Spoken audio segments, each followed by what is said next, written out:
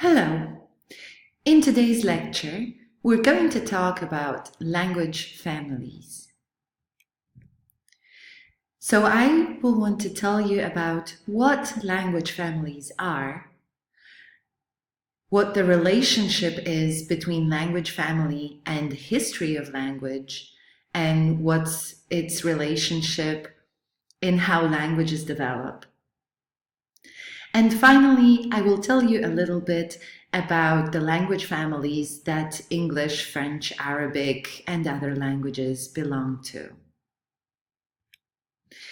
So first of all, imagine that there are two groups of people in a single country or in a single town, and they speak the same language. But it so happens in time that the two groups of people start to have slightly different situations and environments. Maybe they have different jobs. Maybe they have different cultures or religions. So they don't contact each other so much. They don't interact a lot.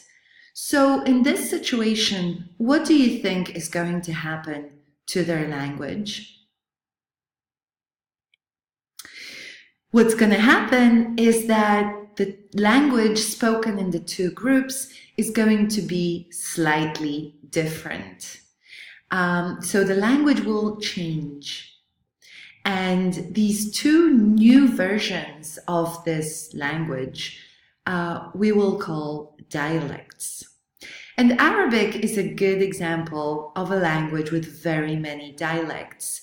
So all of the Arab world speak Arabic, but in different countries, the spoken Arabic is fairly different. And so this means that Arabic has around 26 different dialects or varieties. They're not different languages, they're still Arabic, but they are significantly different.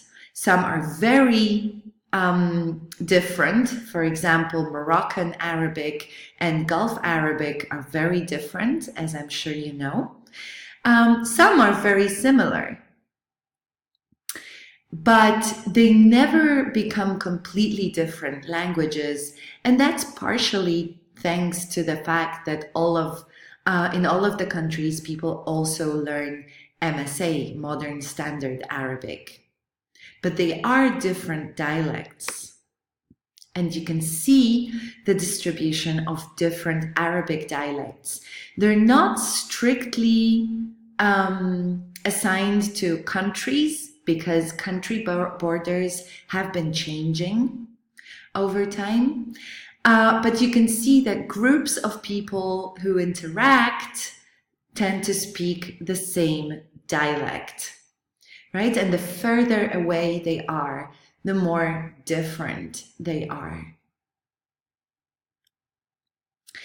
Now imagine that something more radical happens. One of the groups of people moves to a completely different place. So it's not that they don't interact a lot with each other, they really stop talking. They stop having any contact whatsoever. So what do you think will happen to the two languages then? They will become, over time, completely different languages. So they will slowly change, but they will be changing in different ways until after a long period of time of no contact, they will become different languages.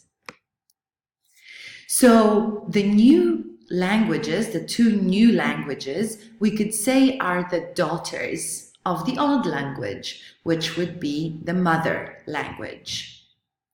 And we can represent that on a language family tree, showing which daughter languages come from the same mother language.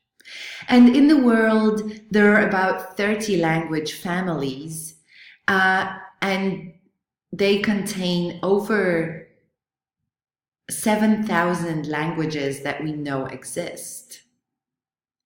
And we know that the languages are related, that they come from the same language, because they tend to have some similarities. And you can see how languages were changing and the movement of different languages across the world. You see the different language families and where they are spoken. And so even though in Europe, for example, there are many different languages, most of them come from the same family. They used to be just one language. And that's the Indo-European language family, which is the biggest one in the world. And you can see that English belongs to the Indo-European family. And some languages are closer related to English, like Danish or German or Swedish. And some languages are more different, like, for example, Slavic languages. And this just means that they departed further in the past. But in the beginning, all of the people in this area, in the Indo-European area, were speaking the same language.